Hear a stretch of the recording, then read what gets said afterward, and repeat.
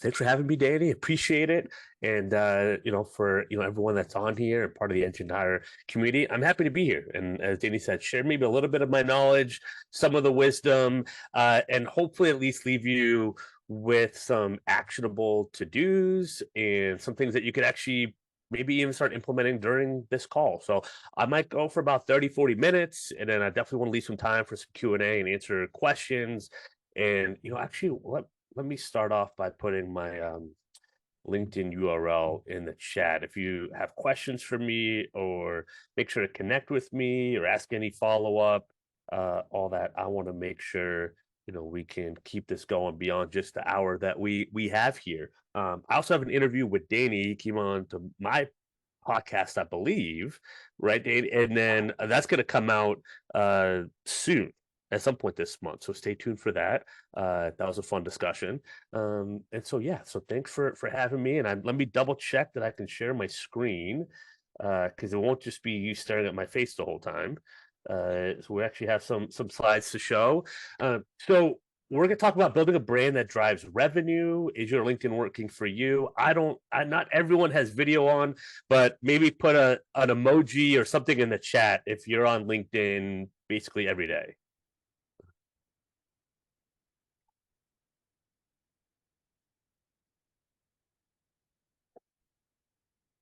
Yep. Only one person on LinkedIn most days. I know there's more. I know there's more. We're just being shy. There's no need to be shy. It's all good. I won't tell anyone if you're not on LinkedIn, or if it's once a week, yes, but not daily. Okay. Weekly. Okay. Awesome. Awesome. I'd love to know, because I know there's a lot, there's staffing, there's a big focus on kind of the nanny childcare, which I was telling Danny before we went live that my wife and I we're on the hunt right now as well. So I've been doing interviews and all that as well. So I have a lot of respect for especially the nanny agencies in this chat. Not easy. Talent gets swiped up quick. Would definitely love to know kind of even the platforms you're on. Does anyone here ever post content, whether it's on LinkedIn, Facebook, Twitter, anything for a business purpose, either to get more clients or candidates? Yes. Yes. Yep, yep, yep. Okay, now we're hitting the real chord. Okay, awesome. So we're going to cover kind of the current market landscape as it relates to, I would say, client or candidate acquisition, messaging, content, BD approach, KPI, all that kind of stuff. I'm going to give you as much as I can. I'm going to show you live messages of back and forth of people booking calls that we've worked with, leveraging automation and content marketing and top of funnel. But first, like kind of my background. So I'm the founder of Digital Recruiter. I started in the recruiting industry 2013. I posted my resume on Indeed because I was working a commission-only telecom B2B job in Los Angeles, and it was terrible. If anyone has dealt with Verizon or Time Warner trying to do an install on time for a business and they don't, then you have to give your commission back. It's terrible. I wish it on no one. And so I applied. I got a job at Aerotech. I made placements right away, go to work. I had no idea what was happening, but somehow figured it out, got promoted in about 8 months to sales. I was doing all skill trade, light industrial. I was never on LinkedIn last decade when I started my recruiting career. I got completely burnt out with staffing. I quit the week I hit my all-time high as a salesperson, or I decided to quit. I eventually quit 5 months later, but that was like plotting my escape. Because I wanted to figure out a way to kind of leverage the skills, but I knew there was going to be an easier way with more digital tools that you just didn't have to be racing around to get great clients and candidates. So I learned digital marketing, learned some automation starting January 2020 on LinkedIn. I started with 100 connections, about 25,000 plus followers now. There's people with way more, but it kind of shows what you can build as an ecosystem. So I've got lots of impressions on LinkedIn. I have not made a cold call or cold email in almost 4 years since I've started Digital Recruiter, and I've helped hundreds of recruiters fix their top of funnel, primarily using LinkedIn as a foundation, but also just more improved business development and really helping build a pipeline across all channels, but with a heavy emphasis on LinkedIn. Hit 10K in weekly spread within 5 months, which is pretty cool as a recruiter. I promoted a few recruiters, and just kind of evolved from there. Already kind of talked about this. So we're gonna have specific messaging examples. We're gonna show content that works. We're gonna show if you need to go viral or not. I'm gonna try to simplify this, so there's a lot of information, but I have like free podcasts, free email courses that can break this all down. You don't have to learn it all today. Of a bunch of stuff where you don't even have to interact with me if you don't want to, and you can kind of learn how to get more out of LinkedIn and content marketing and kind of see what works. So we're going to try to break down some myths and not make business development and marketing scary. And I won't pitch my services every slide, maybe just one slide. So what I have learned in working with a lot of recruiters is sales is typically not the issue, right? I hear a lot of, well, I close every client call, discovery call that I have. And to me, that's simply a red flag of you're not having enough calls, right? I typically, for the Aerotech, we had to go on meetings every week. Like we wanted to be and go on lunches. We wanted to be in the habit of having meetings, reoccurring prospects, clients, but also new meetings, right? But it's hard, right? You get 20 roles, 30 roles, 50 roles. It's like, I got to recruit. Clark, I got to go make that money. I go add spread to the board or gross profit or whatever else. So I get it, right? So it can be hard to do both and to have BD going in to be able to recruit, right? Or to, maybe hire a BDR or something like that. So it can be hard to have a system to track seeds, and people maybe don't know what to say. Maybe they haven't narrowed their top accounts. Don't know content that works, or do I use AI? Is it working? How do I know if content's working? And then sometimes it's even just navigating long-term relationships, right? There's a lot of cold email, a lot of lead gen that's like, we're going to book you a million meetings, we're going to pitch right away. But then how many people in here are sick and tired of getting blasted with cold email, cold LinkedIn pitches, text that's not relevant to them? We can say something in the chat. You could do like the angry emoji or whatever emoji to vent your frustration in the chat. Come on, let it out. We're a month into the year. If you're like me, you've been getting bombarded with cold email. Yes, there. Yeah, I know everyone's looking for the angry emoji. Yep, exactly. I feel you. Right, and that's the outreach I hear all the time with current solutions, right? If any of us can buy an automation tool, right, it can kind of lose its luster. I know what are people saying to me now? Quick question all the time, right? That's the one. Quick question. I was like, no answer. How about that? Right. So there's a lot of that. There's a lot of volume. There's just a lot of noise, and we can use that to our advantage. And that's what a lot of what we do at Digital Recruiter is how do we lean into your strengths as a recruiter, whether you're in any agency or in construction or in healthcare, whatever it is, right? There's a reason your clients work with you, come back to you. There's a reason why candidates give you rave reviews, right? Let's leverage those strengths. And right now, people really, for the most part, right, they're kind of just lazy. They're not really intentional with a lot of what's going on out there. And that's what we want to be, right? We want to use the 1-2 approach. Starting with for LinkedIn, it's use your profile as a landing page, right? Build targeted lists. When Sales Navigator, Premium, Recruiter. I love Sales Navigator personally because of the price point, right? We want to be targeted to your ICP, right? We want outreach that's not spammy, that could be introducing yourself or asking an industry related question, right? An open-ended question, not just pitching right away, because most of the people just aren't ready to buy right now, but they might be buying in the next year or two, right? Or they're buying from someone else right now. They're not really ready to make a switch, right? And then the content strategy. So if we're really intentional about all these things, that's how we can create an ecosystem of your targeted ICP. Ideal client profile. Is that Jenna? Yeah, excuse me. Ideal client or candidate profile. That's what ICP stands for. Thank you for asking that. And if I use any acronyms that aren't clear, please ask. I have the habit to just kind of throw everyone into the deep end with me.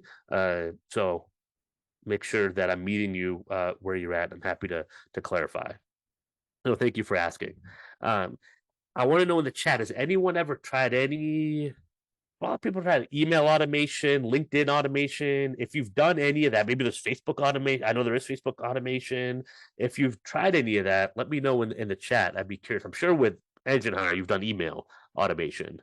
Yeah, I see email. But I get annoyed being creative on a set schedule.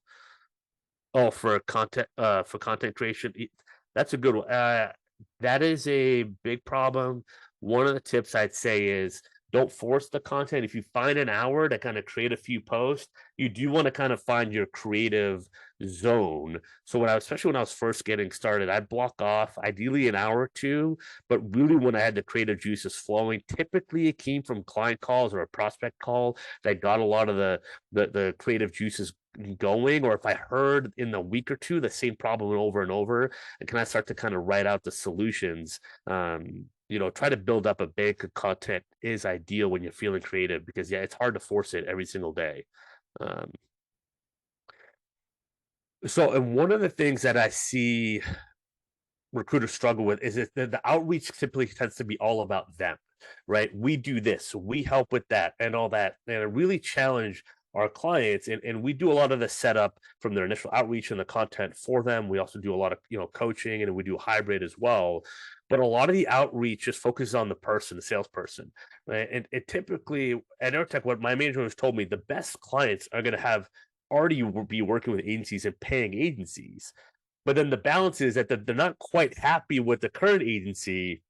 What's going to be an incentive to give another one a shot and then not commoditize them and try to drive down the price because they haven't seen the value yet. So why am I going to bring on someone else at a higher price, right? So you got to really be able to show the value and the strength, right?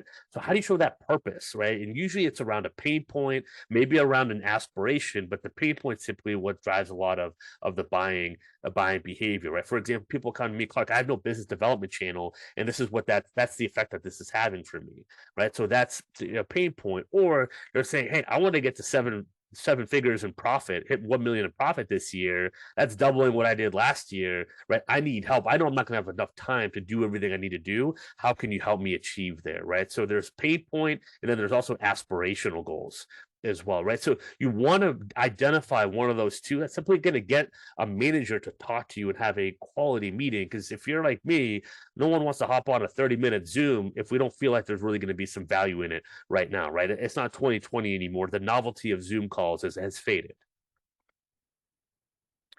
So a lot of the outreach issues I've seen is lists can be vague. So if you've tried automation, it hasn't worked. Is the targeting really dialed in? Are you really excited about who you're connecting with day to day in the inbox?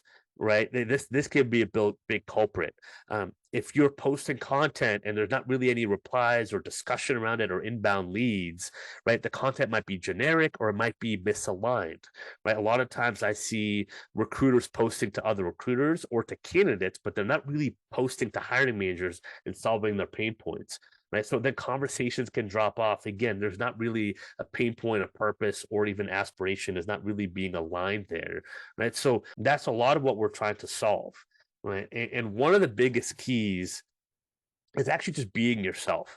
This is one of the things that I learned at Aerotech. The first couple of years, I kind of struggled breaking through. I thought I'd be great at sales, great at recruiting. Sales are gonna be no problem. I'll be great at managing a team. Well, I learned quickly it's pretty hard on the sales side. And one of the things I thought I had to be this person, this like sales guy, if you will, at Aerotech. And then I started just trailing and shadowing the best managers in the office, the ones with the most spread, the highest spread. And I couldn't believe they were running their meetings and they never asked for business. And then the next day on our red zone board, right, that's the roles that would close quickly, they'd have like 3 tags on there from the client that we met with yesterday. I'm like, you didn't, like, Sam, you didn't ask for a rec. Like, when did you get those roles? Oh, they emailed it to me last night. Right. But the meeting was all about learning about the company, learning about the manager, taking, learning something about the business, learning something about them personally, just like really building that rapport. And he was so comfortable and something where they were so at ease with themselves. Right. They weren't like filtering necessarily through what they said. They knew the value that they had, and they were really trying to identify if there was alignment there. And just that comfort level that the person on the other side had with them was like, no, I'm going to give you the roles. Right. And I just was amazed by it. And now with the digital tools, it's like, how can we scale that approach, right? And really build something around that. And so does everyone respond to that or to you, or does everyone respond to me? Absolutely not. And that's good. And I want my outreach, I want my content to actually dissuade people that are interested. I'd never get on a call. I don't have to chase them around. So I really built an ecosystem of people that are engaging and embracing the content that I create, because I post pretty much every day of the work week, and I have for the last 5 years, but I'm also connecting with new people every single day. So that volume with the messaging allows me to just be, again, myself and look to see who I'm building a genuine rapport with. If I have enough volume, right, well, we don't need a million new clients every year, right, to hit our goal. We just need the quality clients, right? And people really respond when you kind of know who you are, you know what you stand for, you know who you serve well with. That's a great way to stand out across the noise. And I challenge all of you, when you are buying stuff, right, especially if it's either from someone, a company, really evaluate like what made you pick them over someone else, right? And there's typically, how did they kind of build trust with you, right? You want to think and kind of be able to execute maybe the same approach for yourself. The math behind business development success. So you can leverage, let's say on LinkedIn, a automation tool that's, say, cloud based, like a Dripify.com, right? There's Lemlist and there's a bunch of different ones. It actually allows, if you use a cloud based one, it's safe. It doesn't scrape data from LinkedIn. Right? There is kind of the do's and don'ts around that. And again, I got a free course. I can put the email. I can drop the link in this chat. It's also on my LinkedIn profile that like will break down like an email a day of like automation tools and content, everything kind of more bite size. But you could send out 10,000 connection requests in a year. Let's say roughly, 20 to 30% people accept, right? You have 2,500 new connections. Let's say 1,000 people reply to your initial messaging, right? I mean, that's gonna be a lot of conversations. It's just a lot of volume. It's like how many of those need to be really strong, right, to add like some solid new clients. Right? So you can start with enough volume if you're intentional and strategic, right? Then you're just kind of in the ecosystem of just relevant connections and conversations, right? That number of how do I get 5, 10, 15 new quality clients a year doesn't seem as big if we're running a system that has the initial volume, right? And knowing that we're not spamming people. One of the things that we have seen though is sometimes only 2 to 3% of the market typically is ready to buy, just depending on different statistics that you've seen. But you could send in a month 800 connection requests, right? There's about a 20% ish connection rate here, 50 replies. He got an immediate, this recruiter got an immediate client, and he had a few other meetings booked from his outreach, but he had one reply that was like, hey, ready to buy right now. And he's actually looking to lock up a placement actually based on this specific prospect. Um, right. And you notice the outreach messaging, there's relevance in terms of location, in terms of the titles that he recruits for, right? There was nothing else. There was no ask in this, but based on his LinkedIn profile being really geared towards his market and sales leaders, and his content geared around that, right? It reduced the friction, right? And he got a response just not even asking for anything. Right. So the first thing, capturing the 2 to 3% is having the volume, but again, not being too generic or too salesy. Really having the profile and some of your content kind of holistically do the whole work for you. And that's why people that do just lead gen really struggle. They're not doing any content, right? Really positioning themselves that way, because a lot of people do lead gen, but not everyone does outreach and content. Dive into some messaging examples here. These are different industries. We've helped recruiters in healthcare, light industrial, construction, accounting and finance, SaaS. I mean, pretty much you name it, and we've done it. I don't know if I've directly worked with an any agency though, to be perfectly honest. Uh, so for what it's worth, and I'll be always be transparent and upfront. But again, the system and the approach, but it could work across the board, work on definitely different platforms as well. Um, this is an example of what happens if you don't have the ideal client profile, right? If you don't build lists the right way, you can do whatever messaging you want, but if someone says, hey, I'm not in that space, right, then it's not going to be relevant. So again, building the right sourcing list, the right prospecting list is so key, is so important to this being really effective. This is a fun example of, again, a back and forth on LinkedIn of the September 18th, how can we support you potentially? Hey, I don't have anything upcoming. This client kept posting on LinkedIn 3 to 4 times a week, and he's in the power gen industrial space. So a lot of his candidates don't typically come from LinkedIn, but a lot of his clients do. And now the candidates that he built about 100K in direct hires from candidate placements from LinkedIn that he found, but it was more like sales manager, branch manager roles, right? His technicians he's getting from Indeed, ZipRecruiter. But for business development, he's signing clients left and right on LinkedIn because a lot of those managers, right? How many companies still post jobs on LinkedIn even though their candidate pool is not going to be on LinkedIn, right? It happens all the time. So he stayed consistent with his content. He was getting 6, 7, 8 likes, like nothing crazy, right? And then about 8 weeks later, the client followed or the prospect followed up. They set up a call, right? Because he saw him, he stayed top of mind, and then it was an offer accepted a month after that call, right? So it goes to show like just that LinkedIn, that outreach, that content, that staying consistent, right? You try to open up the conversation, book a call, right? How many managers get busy? They kind of leave you unread, right? But if ways to stay top of mind, content marketing is a great way to do that right now. Again, different initial messaging, right? How are your hiring efforts been going in a challenging market? Right? In material handling, like they typically have a harder time finding candidates, right? So this can be a really helpful question, right? And a good way to kind of open up the conversation because we know industry wise there's a struggle with hiring. So we can lean into that more. We don't have to be super specific with it because we kind of already know with the right audience and everything else, more likely than not, there's going to be enough people that reveal a pain. And sure enough, it gets a response here right the next day. Hey, we need a salesperson for this area.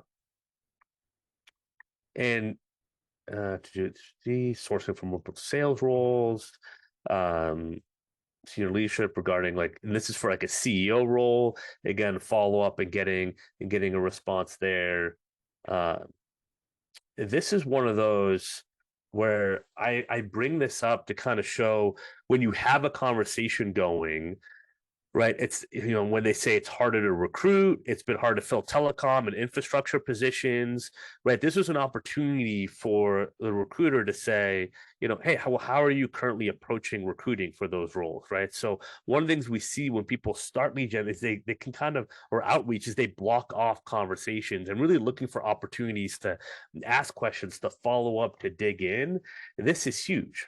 And this is one of the things that we see people do outreach to kind of stop. They just kind of stop the conversation before it could get really good, right? You could really kind of open up.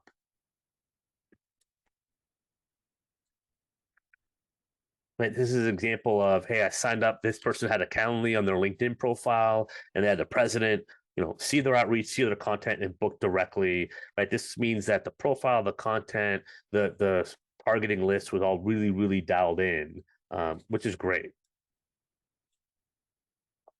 And I know this is a little bit smaller, so I'll make sure to get the slides over. I know sometimes people have a tough time reading this, but I'll make sure to make the slides, visible for everyone. I can coordinate with Danny on that. But this is kind of a really good example of, having, being able to book. All he said was congrats on the new role, right? And kind of getting strategic with how to follow up with people. This turned into a $30,000 direct hire placement, which is pretty cool. And they were already working with a couple agencies. So he actually got a retainer and then made the placement, I think all within about 3 weeks, which is pretty crazy, especially because it was over Thanksgiving. This is an example of when people say, pricing is the biggest issue. And again, I know this might be a little bit smaller. See if I can he said pricing was the biggest issue and he was looking for a lower price. And then that turned out to not be what we wanted to do. Hold on, how do I get to the next thing? And then he said, that makes sense. Is price the biggest deciding factor for you on a new resource, right? And it turned out actually not. They want to find the right person. But I see a lot of recruiters, they would have just jumped at, okay, well, let's talk it through, or here's our price. But really being able to get those great clients, they get people that have a bad experience to get a great experience, right? Leveraging, LinkedIn and content and all that is just take an extra step to be patient on are you sure this is what matters the most?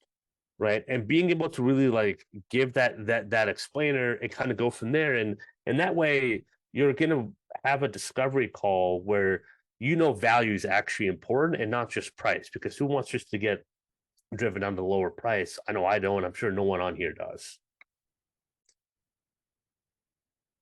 Right. So a lot of takeaways as patients in the inbox can be just having patience, valuing your time. If all they care about the lowest price, like to me, what's the point? Typically there's more that a manager people will reveal if we just have our patient and short and concise to get them to reveal a little bit more information.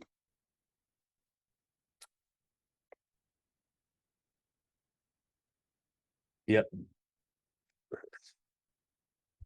Or thanks. Yep. Absolutely.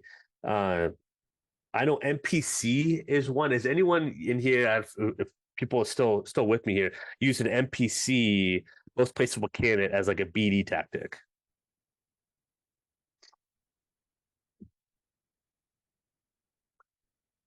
Here, see in chat, I don't even know what it is.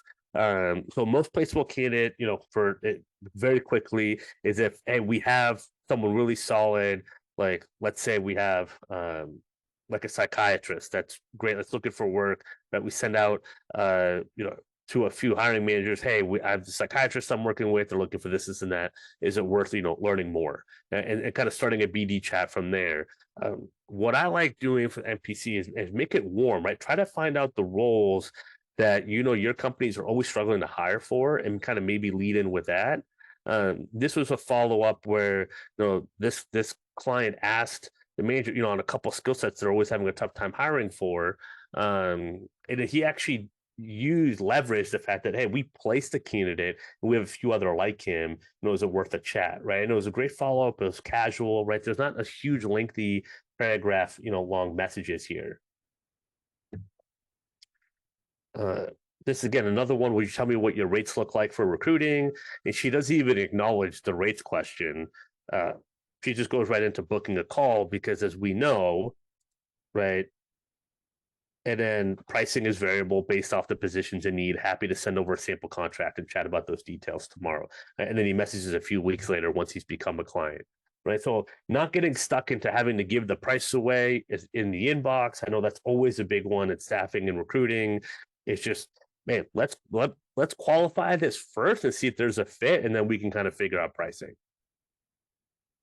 Right. And what's the one of the things I see? You don't owe anyone necessarily like a direct answer to a question, right? You're qualifying them as much as they're qualifying you, and it's going to make for a more informed call for both parties. Right? And one of the lessons I always learned is you're always qualifying for urgency, right? What's the pain and threats, right? Could you lose out to an internal referral or another agency hire, right? Or could the role go away? So we want to act that way. Uh, and the other thing is, a lot of people get, well, this person left me on red or didn't respond. It's like, it's fine. Most people aren't ready to talk right away, and that's okay. That's what we want to use, use Enginehire to track those leads, right? Track those conversations, track those names. Like make a column for, say, LinkedIn conversation or Facebook conversations, or indeed, right, that are kind of going back and forth. So when you have maybe an hour or two on a Friday, right, you can go through that list and kind of check in and follow up with people. Um, if we pay everyone the same across the board, do you still recommend not discussing the pay in the inbox?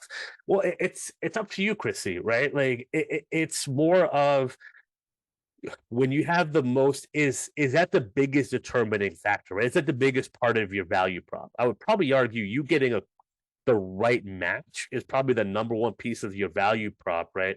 And that's where it is. But if you have flat price, flat price and flat rates, and it's not going to budge, sure, you could totally lean into it, and kind of depending on how and the reasons why you landed on that piece of it, right, without knowing all the details, like there might be an opportunity to kind of lean into that. And there are times I could share price, and it can be appropriate, right, depending on the prospect. But I typically, the reason most of that time gets asked is not necessarily in good faith.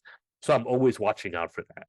Right. But there are exceptions where I could feel like someone is in good faith, or I could tell it's not going to waste their time. Or I want to be very upfront about that. That so it can be determined, but for most times I've seen it typically not be a good faith question, which is why I would want to react in that way. Because I don't want you to waste your time just chasing someone around if they're just going to lower for try to get lower price. Yeah, open-ended questions, multiple touch points. That's the great part about automation on LinkedIn. I wouldn't recommend any more than like 3, maybe 4 messages if you're doing business development. If you're doing sourcing on LinkedIn, four is a good cadence on automation. Um, Keeping conversations, going out or going on over time. Some of the best clients are clients have gone has been talking from senior level hiring manager people that might be looking for a role at that time. I wouldn't say, might not want to talk to 20 of those people a week, but if you got a certain VPs or anything else or C level on it that could be a great way to have like a 360 call, right? Help them out, but then also flip it and be like, hey, so how do you guys do your hiring? And especially if they have any open roles and all that, and kind of get that intel, right? Take care of them first, but then be able to flip that and try to get some business development intel. All right, let's talk content. I'm going to try to, well, I've been going for a while here. Um, so what if learned is outreach alone typically isn't enough, right? Content's been the way to stay in front of people. We want content that feels personalized to someone's situation, right? I get a lot of, I feel like you're in my head with this content. It also allows you to nurture a relationship. It is integral as part of my business development process. I look at marketing and content. I really look at marketing and have sales and BD under that piece of it, but everything kind of channels from that, and it's all again organic content. I'm not using LinkedIn ads or booster posts or anything, and it doesn't have to go viral. Most of my likes are in 10 to 20 range for the last 4 years. Haven't gone viral once. The most likes I've gotten is like 400 on when I posted a picture of my wedding day. And it doesn't, that's kind of probably the biggest myth to help kind of break. But we don't want vague and boring content, right? This is really just ChatGPT, AI, the emojis, the rocket emojis. It's just telling someone telling the world what they do. It's not really adding any value here, right? Again, this is just another thing of this. This is my impressions from the last year. Went down year to year, but again, for me, I don't care about that because it hit my ideal audience of staffing and recruiting, right? And it did better last year than even the year before, and the impressions going down because I hit the right ecosystem day in and day out. What we want is this is a construction recruiter that was getting in front of his ideal audience, right? This is what we want to see, the top demographics being in your industries, right? That you're targeting. This is an easy content framework to kind of think about is pain, agitate, solution, right? Bring up a pain, I would say kind of quote unquote twist the knife figuratively, right? In terms of like that pain and like what happens by not solving that problem, and then provide a solution, right? A lot of people on social media don't provide any solutions. This is a huge opportunity to do that. You've probably made tons of placements and solved a lot of problems in hiring, right? Share those, because the reason people use recruiting agencies, because typically they don't have the time or the ability to go actually find the candidates, but then don't have the time to kind of screen and vet through and kind of run the whole process, right? So you could give away the game, right? But they're still going to need you to execute that, right? And so that is one of the things that I strongly recommend to lean into with the marketing, is really show how you have solved problems in the past for people like them. You want to be specific to your client profile. So in this case, Kirsten, talked about director of operations in terms of healthcare. This ended up being the post that helped her get 40 exclusive roles that she'd been posting consistently, and one of the managers like reached out to her after this, and she got a huge pipeline just from about 8 weeks of posting, right, and making sure she added the right executives to her ecosystem. Again, got a whole 10 likes. Uh, Andrew Brown just texted me that he just got another client from LinkedIn, right? Where he's talking about here, like where is he adding value, right? All those little nuances where you're able to kind of extract a job description and see where another agency or that company missed out on, like how to open up the search and open up the candidate outreach to actually get candidates more interested in the role, right? Like those little stories and nuances are gold for marketing. Rachel Brown's a client for almost 3 years. She's got 50 plus new clients from LinkedIn alone. She doesn't even do any automated outreach on LinkedIn. She just builds her ecosystem manually, and then posts super relevant content. Uh, in this case, for physical therapists are super in demand. So she's really agitating the pain of if you're too slow when you're hiring, that's why you're losing out candidates, right? So when people talk to her and she gets leads, they are really trained up to be like, hey, Rachel, we want to work with you. And we want to work with the way that you recommend. Right. And these are just examples of inbound leads that she's gone from her LinkedIn content. And she sent me dozens of these. Right. And so they're really coming to her being like, hey, you're the expert, you're the authority. They're not treating her like a commodity or transactional. They're like, hey, we want to work with you and you alone because we see your content, see your marketing, and feel like you really understand actually how to help us. In terms of like putting all this together for like a BD strategy, I tell people, focus on Dream 100, maybe a little bit more in terms of where you get that volume of outreach, to then kind of whittle it down to a top 20 where you have that intel. And for me, having that board and knowing the companies I was looking to break into or get increased market share was super helpful, and it helped me be just a little bit more clear and systemized in terms of who I was posting towards, right? Looking at the problems that the top 20 have, making sure my content's aligned with those problems, making sure I'm following up with those people, right? So really hitting that 1-2. Utilizing self-awareness, right? Meet your market where they're at. This helps in terms of messaging, in terms of content, uh, being able to internalize like different frameworks and try different open-ended questions in different ways, and have trial and error, right? And don't think just because one question didn't work that it can't work for anyone. Really just embracing the business development part of like, this is who you are, and this is what we have to do every single day, is do some business development. And that we're just trying to like always we're trying to mine for the gold, right? We're not expecting the perfect response or the perfect question, but if we're talking to the right people in our market every single day and just being comfortable with who we are and kind of leaning towards where some of the pain points and solutions and where we could kind of help, right? We're gonna build rapport with enough people to hit again our bottom line goals. You don't necessarily want to automate the entire process, but it can be amplified, and so you can kind of meet that line of where automation meets kind of the human interaction. So I call it farming at scale, right? Planting a ton of seeds, and then once you get those signals, those warm signals of profile views, likes, comments, replies in the inbox, right? That's when you kind of really scope in and dive deeper into those conversations.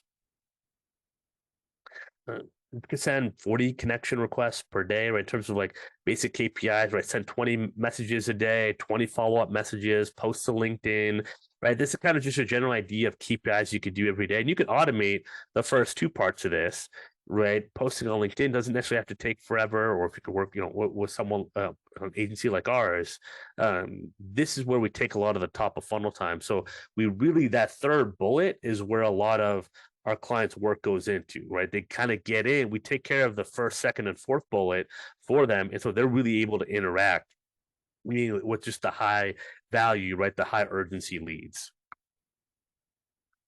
Payoff of doing BD and really incorporating a digital approach in this, you could save hundreds of hours just on outreach, especially bad outreach. Start to eliminate the low value roles from your board, right? Working with more clients who value your input, preserving more of your energy, mental energy, less on top of funnel and that turning people cold to warm, and a lot more on working on quality roles, getting increased market share with clients that already respect and trust you. And you just have more opportunities to connect with really the right people. Different marketing layers to kind of think about. I've had a newsletter for 4 years. I've done a podcast with 110 plus episodes where people have gone to kind of get to hear my voice and learn through people that I know and just learn about different strategies and kind of be inspired that way. In-person networking is amazing, especially if you post consistently on LinkedIn, right? It's really easy to scan the QR code, connect with someone at an in-person event, and then you can start to stay top of mind through content. Video content, it's good to sprinkle in. It is not mandatory for success. I don't think I posted a video clip in almost a year. The LinkedIn reports will tell you it gets better engagement, but still most people don't watch most of a video. The static text posts that I showed before almost always do better to drive more impressions and get better, do better in terms of driving actual leads. Avoid what every prospect hates. Stop cold pitching strangers. Don't send fake candidates. Don't be generic, and right, stop acting like everyone else. Really try to figure out how to be you, because you run your own desk. You have unique stories, candidates, client interactions that are unique to you. Those are the stories that is going to turn people that don't know you into people that are excited to know you and potentially work with you. This is difficult. Agency recruiting is hard. Staffing is hard. So taking a step back, being intentional, be intentional with the volume, but following up.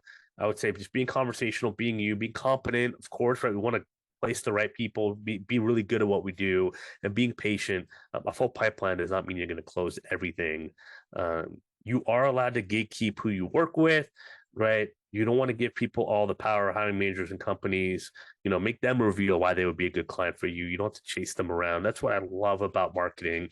I have the best clients. I even have the best prospects. I have the best discovery calls. It is a joy to get to do what I do every single day. And that starts from, the foundational business development approach that's systemized, right? And really geared towards people that I want to work with, right? And then if I can leave you with that nugget, you're allowed to talk to your ideal market and people that you want to more work with. My daily placement discovery call is my favorite part. Yeah, get into the client. Absolutely. Absolutely. Right. And Jenna, just sharing and switching their mind on what an interaction can be, right? Working with agency doesn't have to be the way it's been before. Right? For me, it's working with a market agency or coach. It doesn't have to be a negative experience, right? But a lot of people are skeptical at first. And that's why one of the reasons I started posting is I could really put out there what I'm about, and people could take it or leave it. I'm totally good with it either way, right? But you do it enough times with enough volume, the people that want to be part of your, world, it's not like the Little Mermaid, right? Part of your world, or in your ecosystem will reach out, right? Or when you follow up, they're going to be happy that you followed up with them, right? You can start conversations that way. The traits of a successful digital recruiter that listen to us and implement. Us recruiters could be a stubborn sort, right? But if we're looking to evolve and get better and know that if we're really playing the long game, that's the mindset that can really, have success in terms of incorporating this into your workflow, but then just staying consistent with it every day. We've come through all the inboxes this year, and the people that stay consistent, I mean, we've seen people like that. Kirsten, she 10x to revenue in 1 year, implementing the strategies and working with us. Went from 50K to 500K in her second full year. It's just incredible what you can do if you just stay consistent with the right approach, the right strategy. So I'd like to say, I love this line: whether you think you can or you can't, you're right. Right? It's kind of whatever you believe is possible will kind of be the limits of what you can achieve. Can we help with this? Yes, we can coach you on it. We can set this up for you. We can set it up and run it for you long term. We can set it up and coach you and your team on how to run it. As well, and create the outreach, the content, the lead reports, right? How to follow up and convert deals. We have a free school community with some playbooks and a community chat in there. There is a paid tier in there for more group calls and everything else. You can apply to work with us. I can put that. I can share, have Danny share that link. But again, feel free to connect with me on LinkedIn. If you have questions, if you want to chat, stuff like that, I definitely make time for anyone in the Enginehire community, and just to kind of learn where you're at, and hear what your goals are, and kind of provide support and point you in the right direction. If it makes sense to work with us, great. If not, that's totally okay too. That's me from a few years ago, before kids, marriage, and a mortgage. So there's a lot more white hair now. But yeah, those are the links. Those contact information. And that's what I got, Danny. Amazing. Thank you so much for sharing all of that. I took so many notes down. This is everybody's chance to flood Clark with questions. I know. I kind of gave you guys the advanced PowerPoint one, so I hope that's all right. There's other ones I've done that are a little bit more LinkedIn 101, and again, our free courses as well, because I kind of dove into the deep end, but that's the respect I have for people and staffing and everything else. I was hoping everyone could handle it. But yeah, so I hope that was all right, because I know it was a lot. Jenna has a question in the chat. Yeah, let me check it out. You're welcome, Kat. Perfect timing, even though we've been reaching out for a long time. Yep. Exactly.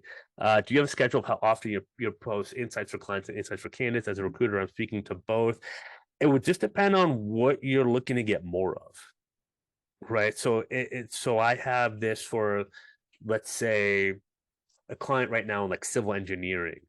He's he, the, he's mostly doing candidates because it's so hard to find candidates that space, but it's also kind of like for clients as well. So the golden rule that I have is if you post for candidates, you're just going to get candidates. If you post for clients, you'll get clients and candidates. And that's why if you show that you're solving problems for your clients, then the candidates are going to think, well, you have clients and you probably have jobs with those clients.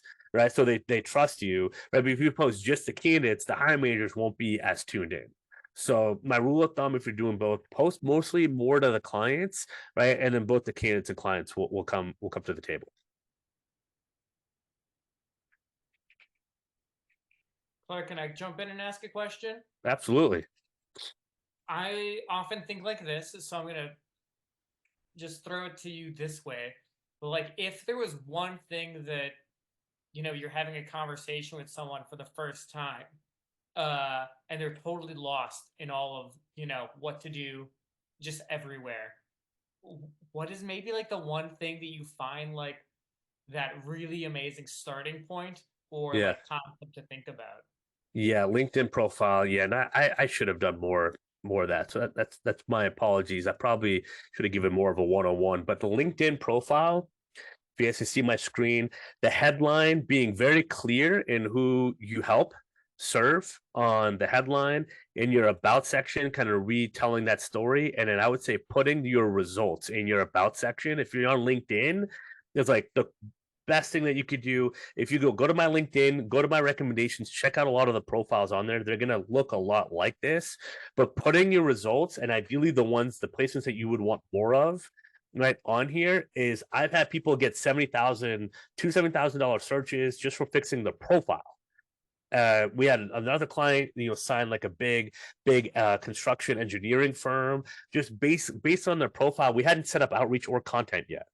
And so we've had people get inbound leads or be more searchable by just being really geared toward their ICP on their LinkedIn profile.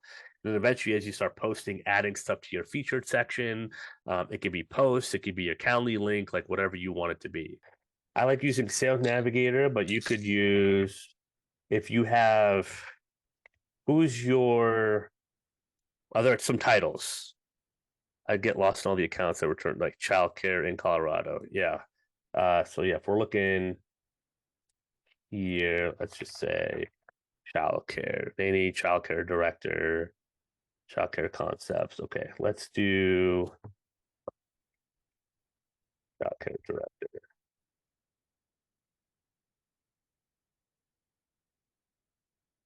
Right, so a couple ways I would look at. I mean, I could do just a basic search here in the United States. I'm also looking at the companies, and I'm looking at like what are they listed under Sales Navigator. You do have to buy it, Jenna. You do have to buy it. You could do premium Sales Nav or Recruiter. You could do a basic LinkedIn search. It's just not going to give you the filters as targeted. So I'll do a quick Sales Navigator demo. This is like one of the best investments I've ever made on any tech. I don't care what AI comes out or anything else. I love this tool, and but LinkedIn doesn't do a great job of teaching you how to do it. We have a lot of courses around it. It's what we do, a lot of teaching. If you figure out how to work it for you, it's fantastic. So I see a lot of come under individual and family services. Okay, I see nonprofits. So I'm getting an idea of like accounts that I could search here. So let's just say we're looking at what family services, individual family services. I could say childcare. Oh, I just lost it. My fault. I'm pressing buttons. Okay, we're back. You can even look by the ones that are hiring on LinkedIn if you want. If you're using Sales Navigator, right? So I could look at some companies here. Maybe I want to do companies that are a little bit bigger. Um, right, this is again a kind of an example of like I could search accounts on here. You could also pull in other data if you have it from like a Zoom info or anything else and search up the companies here. So that's how you can kind of search accounts, and then from leads you can search by different titles. You can search by industry, right, and start to kind of get a really like an idea of by title like what industries typically come up. right? Education admin systems, like there's different things here, right? But this is just like a very, very simple, like how I would look at leads accounts, which is individual people, and then accounts, which is actual companies on here. But I could save, let's say, this childcare list here, right? I'm going to name it after you, Jetta. Here, I could go then open a new leads tab, and I know people's brains are probably going to hurt from me speed racing this, but I could actually say those 25 companies, Jenna, I could find out the employees from just those companies alone and then search directors from there. Right. And so that's actually, if you build really targeted account list, you can pull leads just from those companies. And that's typically what we do for most business development approaches with most of our clients. Sourcing is a little bit different on the candidate side, right? You don't necessarily need to sort people from specific companies. You can look more at like at titles there too, and then you're building more of a lead list. But I'll stop there before I overwhelm. That was incredible. Thank you for that. Well, You're welcome. and Jenna, thanks for being the person that instigated She's that. great. Yeah. I mean, I love all the questions and the interactions, Jenna. I'm happy to, again, talk, kind of see kind of where you're at, and show more of this stuff, and provide any more insights. Um, LinkedIn is a lot, and that is why we exist, because it's a behemoth, and it's hard to figure out kind of how to work it, for you and optimize it. Um, I basically, people are like, do you work on other platforms? I'm like, we can, but there's so much to uncover on LinkedIn alone that we can do so much there to begin with.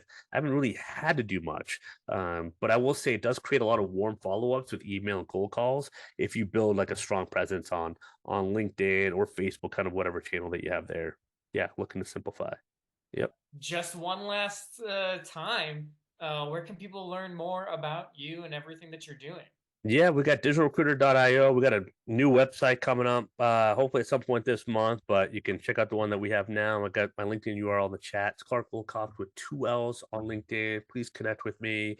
There's a website with a digital recruiter podcast. It's everywhere you can find podcast, Apple, Spotify. Check out the episode with me and Danny coming out this month. Got the free email newsletter course I popped in the chat. It's on my LinkedIn profile. Yeah, just got a bunch of good resources to start, chipping away at this, one day at a time.